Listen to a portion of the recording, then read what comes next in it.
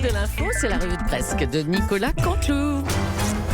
On commence avec vous, Nikos, pour le rappel du titre principal de l'actu. Avec plaisir.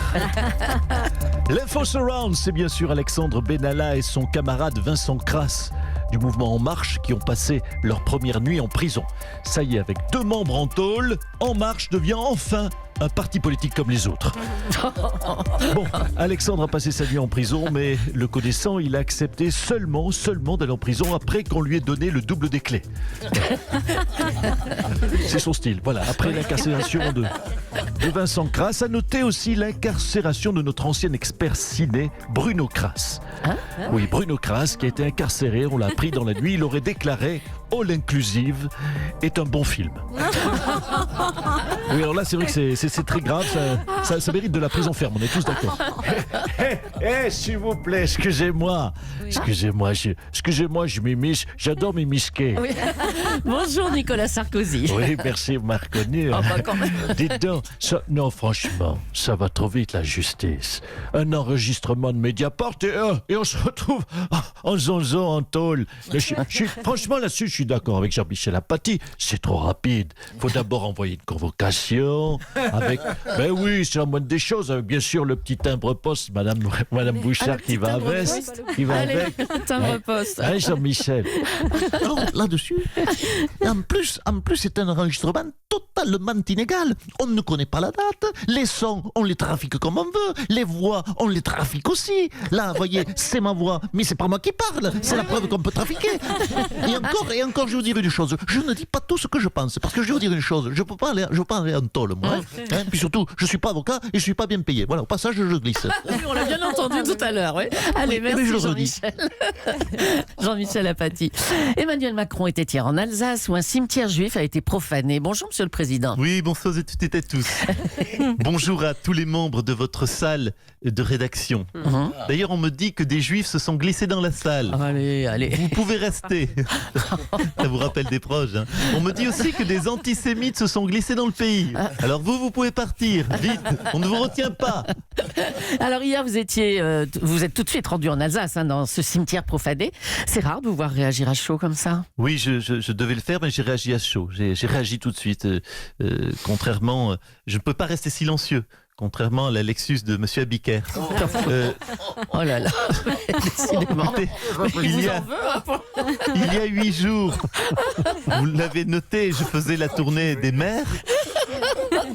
Ça vous plaît, hein? Connotation très automobile. J'aime bien quand on parle automobile. Non, pas vous. Écoutez, si vous me permettez, il y a 8 jours, je faisais la tournée des mers, c'était plaisant. Aujourd'hui, je fais la tournée des travaux, plus exactement des dégâts nocturnes des abrutis. Écoutez, franchement, si je me déplace à chaque fois qu'un crétin fait une horreur, je vais faire 2-3 kilomètres à mon avis. Alors hier, les rassemblements populaires contre l'antisémitisme ont fait chaud au cœur. Comment vous expliquez cette augmentation des actes antisémites, notamment en marge des manifestations des Gilets jaunes? Mais écoutez, je ne me l'explique pas. Je ne suis même pas juif.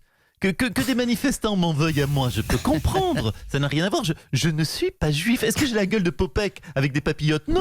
Alors laissez les juifs tranquilles. Ben oui, il faut recentrer le débat en quelque sorte, c'est ça? Écoutez, voilà, ce qu'on doit entendre dans les manifs et dans les rues, ce n'est pas celle juif, c'est Macron enculé. Non, enfin, je préférerais vive Macron, mais je ne me fais pas d'illusions à ce point. Donc Macron enculé me va très bien, on s'en contentera. Allez, bon, on vous laisse, parce qu'on va pas aller plus loin. Là. On va parler d'un géant de la mode, Karl Lagerfeld, qui est décédé hier. Angela Merkel, bonjour. Bonjour. Vous vouliez dire un mot sur Karl Lagerfeld?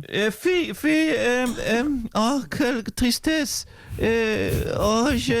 J'aimerais vous rappeler que Karl Lagerfeld, le plus grand couturier français, était allemand. Oui. Et il est né à Hambourg, pas à Paris ou à Dijon ou à Annecy. Non, petit chapardeur de Franzosisch que vous êtes. Alors, on a tout dit sur Karl Lagerfeld, qui était dessinateur, styliste, photographe, travailleur acharné.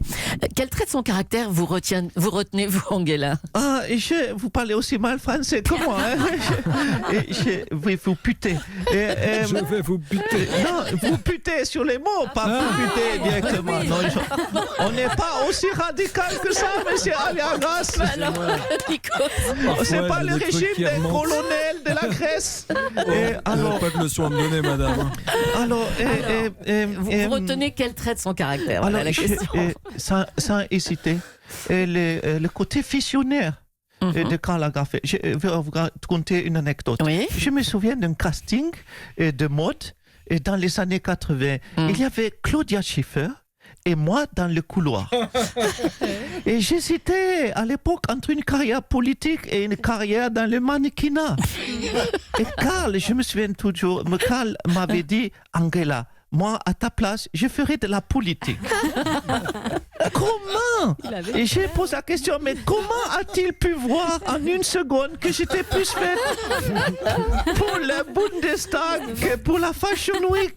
Ça, et on ne saura jamais. L'intuition, le côté visionnaire. Eh ben oui, on ne le saura jamais. Ah, il l'avait. Merci Angela Merkel. Fille. Karl Lagerfeld était un personnage aimé et connu de tous les Français. On va lui rendre hommage. Et qui dit hommage dit Frédéric Mitterrand. Obsèque rapido, bonjour. Vous voulez un petit hommage sur mesure? Oui. Et c'est la moindre des choses pour un gars qui bossait dans la haute couture. S'il vous plaît, allez, on vous écoute. Ouais. Ça va pas te donner, mais ça m'arrange. Ah, pas donné. Bon, bah tant pis. 3, 4. Tu es parti, Karl Lagerfeld, à l'âge de 85 ans, ou 82 ou 92, on n'en sait rien et puis on s'en fout. Tu es parti hier, mardi 19, le dernier jour des soldes. Les soldes, une vilaine mode que tu n'aimais pas. Karl, tu t'envoles comme les prix des sacs à main Chanel. Pense à faire coucou à Coco. Oui, c'est mercredi, il faut aussi faire des vannes pour les enfants. Karl, tes petites mains ont le cœur gros. Le créateur a rejoint le créateur. Toi, le couturier, tu commets ton unique faute professionnelle. Une couture à sauter. Car hier, tu as déchiré le cœur de toutes les femmes, et en particulier celui d'Inès de la Fressange qu'on embrasse. Voilà, ça fait 20 000 euros. Ah bah, Ça va pas. comme vous le disiez, c'est pas donné. Hein. Ah oui, mais écoutez, c'est de la haute couture. Ah oui, bah, effectivement, d'accord. C'est donc une légende de la mode qui a disparu. La classe politique était unanime pour saluer le génie de Karl Lagerfeld. Jean-Luc Mélenchon, bonjour. Mais je m'en fous de votre Lagerfeld. Qui crève. Ah non, pardon, c'est déjà fait. Ouais. Il a passé, qu'est-ce que vous voulez que je vous dise? Il a passé sa vie à faire plaisir aux bourgeois. Pourquoi tu veux que je lui rende hommage, hein? Moi, en Karl, je suis plus Marx que Lagerfeld. Pardonnez-moi de vous le dire. Merci Jean-Luc Mélenchon. Oui, et puis j'aimerais rajouter que je suis plus Coco que Chanel. Oui, voilà. on a compris. C'est pas mal. tout ça, mais on a- Moi, pardonnez-moi également, et de m'immiscer, n'est-ce pas? Je suis plus facho que fashion, n'est-ce pas? Et même si je dois avouer que j'aime quand un Allemand pratique la dictature de la mode, n'est-ce pas? Ah bah, merci à tous les deux. Ils se surpassent les auteurs là, hein, pas mal. Bravo, bravo, les gars. Et c'est pas fini. Jean Lassalle, un petit hommage à Karl Lagerfeld. Avec plaisir. Car je ne porte pas, je dois vous concéder, je ne porte pas de Chanel, mais je porte du Chamel. Numéro 5. C'est un parfum exotique aux extraits de chameau qui, je dois le dire, m'assure un petit succès auprès de la gente féminine. Enfin, la gente féminine animale. Oui, on s'en doutait. Hein. Et puis alors, on le sent bien. Hein, là, bravo. Les effluves. Ah oui. Regardez quand je soulève mes bras en l'air. S'il vous plaît. Regardez ces petites auréoles de Chanel. J'en ai à gauche et j'en ai à droite. C'est très équilibré. S'il vous plaît, on arrête là. Merci Jean Lassalle. L'air chaud monte. Un mot de foot maintenant avec le match nul 0-0 de l'équipe de Lyon en Ligue des Champions contre le Barça de Messi. On est avec un supporter historique de Lyon, c'est Gérard Collomb. C'est un petit exploit pour Lyon quand même. Hein, ce 0-0. Qui ne saute pas, n'est pas lyonnais. Aïe, oh, merde. Qui ne saute pas n'est pas lyonnais. C'est une connerie cette chanson. C'est mensonger qui ne saute pas et parfois lyonnais, mais peut avoir plus de 80 ans. Ou une hanche en plastique. Ce sont des bonnes raisons de ne pas sauter. Alors une fois de plus, Messi était au-dessus du lot. Écoutez, il a été formidable cette semaine. Il était en même temps au dîner du CRIF juste avant. Il était dans un cimetière alsacien. Il était partout, Emmanuel, notre sauveur, notre lumière, notre étoile du berger, notre lumière, je le disais, au bout du couloir, dans l'obscurité de la crétinerie. Mais non, attendez, monsieur Colomb, moi je parlais pas du Messi, enfin de votre Messi à vous, je parlais du joueur de foot, Lionel Messi. Ah oui, l'autre, oui, pardon, donc je les confonds tous les deux. Oh, c'est ça. Vendredi, le Vatican tiendra un sommet historique pour lutter contre les scandales sexuels. On va essayer à nouveau d'appeler le Vatican, qu'on tente de joindre depuis lundi pour l'interroger sur le livre Sodoma, qui révèle un système gay secret en vigueur dans l'Église. Allez, on y va, on compose le numéro.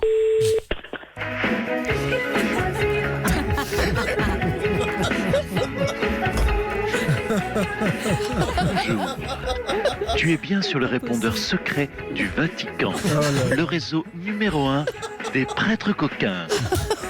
Si tu veux réserver des places pour la soirée des délices du calice, tape 1. Si tu veux plonger tout nu et te faire baptiser par les plus beaux abbés naturistes de ton diocèse, tape 2. Si tu veux assister à la soirée Confesse, la fameuse soirée où Confesse, tape 3. Si tu veux t'inscrire pour la visite en Normandie de l'abbaye du Mont-Saint-Michou, tape 4. Si tu veux parler à un de nos moines téléopérateurs, dis « Je veux parler à un moine ». Je veux parler à un moine. Tous nos moines sont actuellement au cabaret transformiste de chez Madame Arthur. Pour une soirée paillettes et païennes, tu peux rappeler ultérieurement.